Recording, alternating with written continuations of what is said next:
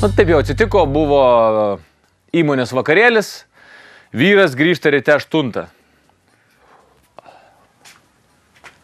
Pareina, paršliaužia, krenta kažkur, žodžiu, atsibunda ryte, negali patikėti, akį vos praplėšia, sausą burnoje. Žiūri, vandens padėta ant stalelio.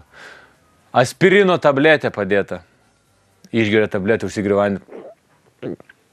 Pasiima laiškus, žmonos laiškas. Brangusis, pusryčiai karšti po pagalvę. O Jėzus, kas čia pasidarė? Nu nesąmonė, grįžau 8 valandą iš vakarėlio, o siaubas. Eina į virtuvę, ten sėdi sūnus, jau prieš mokyklą ruošėsi eiti. Sako, sūnau, kas buvo? Sako, kas motinai pasidarė? Sako, Dieve, kas čia per priepolius jos gerumo? Nu kaip, sako, vakar grįžai 8, pats žinai, ar ne? Grįžai 8, girtas kaip pėdas. Privėmė į laiptinę, reiškia, tulikė privariai šalia klozeto viską. Išdaužiai virtuviai visus indus. Bet, nuėjai miegot, nukritai, reiškia. Ir mama, kai norėjau tau nuvilkti kelnes, tu rėkėjai, atstok kiek čia, aš vedęs.